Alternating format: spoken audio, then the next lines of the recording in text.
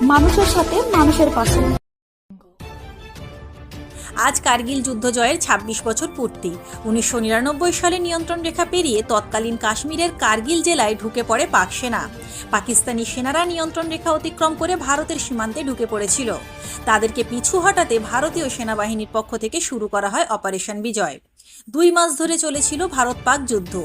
ভারতীয় সেনাদের মরণপণ লড়াইয়ের মুখে শেষ পর্যন্ত ১৯৯৯ সালের ২৬শে জুলাই পিছু হটতে বাধ্য হয় পাক সেনা। অপারেশন বিজয়ের মতোই ভারতীয় বায়ুসেনা বাহিনীর অপারেশনের নাম ছিল অপারেশন সফেদ সাগর। প্রতি বছর এই দিনটিকে কার্গিল বিজয় দিবস হিসেবে পালন করা হয়। রক্তক্ষয়ী যুদ্ধে ৫২৭ জন বীর ভারতীয় সেনা শহীদ হন। ১৩০০-র বেশি জওয়ান আহত হয়েছিলেন। ১৪ থেকে ১৮,০০০ ফুট উচ্চতায় চলেছিল ভারতীয় সেনাবাহিনীর দেশ রক্ষার লড়াই। ভারতীয় জওয়ানদের শুধু পাকিস্তানি সেনা জওয়ানদের বিরুদ্ধেই যুদ্ধ ছিল না, তাদের লড়াই করতে হচ্ছিল প্রবল ঠান্ডার বিরুদ্ধেও। যে সময় কার্গিল যুদ্ধ হচ্ছিল তখন বেশ কিছু অঞ্চলের তাপমাত্রা ছিল -10 ডিগ্রি সেলসিয়াস বা কোনো কোনো ক্ষেত্রে আরও কম। ২৬শে জুলাই ১৯৯৯ আজকের দিনে পাকিস্তানি সেনাদের পিছু হটতে বাধ্য করে ভারতীয় সেনারা। কার্গিলের ওই যুদ্ধে জয় হয় ভারতের। কার্গিলের ভারতীয় তেরঙ্গা উত্তোলন করেন ভারতীয় সেনা।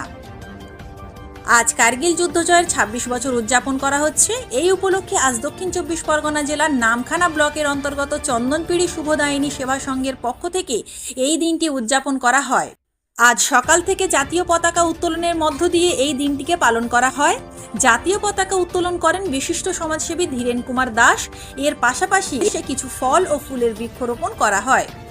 এই অনুষ্ঠানে উপস্থিত ছিলেন প্রাক্তন সেনা কর্মী পুলিন বিহারী গায়েন, আশিস কুমার প্রধান, প্রাক্তন সেনাকর্মী অভিজিৎ মাইতি, শিক্ষক ওম প্রকাশ জানা, সুরজিৎ বেরা, আশিস আচার্য প্রমুখ।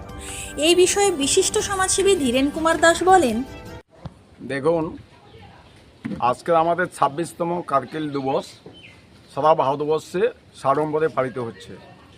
আমরা খুব গর্বিত যে উত্তর চন্দ্রপুরের শুভদায়িনী সেবা সংঘ তাদের কর্মকর্তারা যেভাবে উদ্যোগ নিয়ে এত প্রাকৃতিক বিপর্যয় সত্ত্বেও যে মনজ্ঞ প্রোগ্রাম করছেন এবং শহীদদের স্মরণে স্মৃতিতর্পণে, তার জন্য আমি শুভদায়িনী সেবা সংঘকে আমার পক্ষ থেকে অভিনন্দন এবং শুভেচ্ছা জ্ঞাপন করি।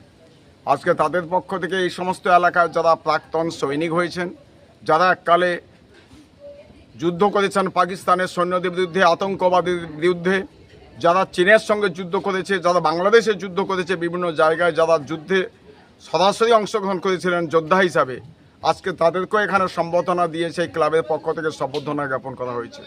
আর নিশ্চয়ই আমাদের কাছে গর্বের এবং আনন্দের বিষয় এই জন্য যে আমাদের দেশকে রক্ষা করার জন্য যারা আত্মাহুতি দিচ্ছেন, আত্মবলিদান দিচ্ছেন, তাদেরকে স্মরণ করার জায়গাটা এনারা সঠিকভাবে বেছে নিয়েছেন। নামখানা থেকে শুভজিৎ শাসমলের রিপোর্ট, বঙ্গভূমি নিউজ।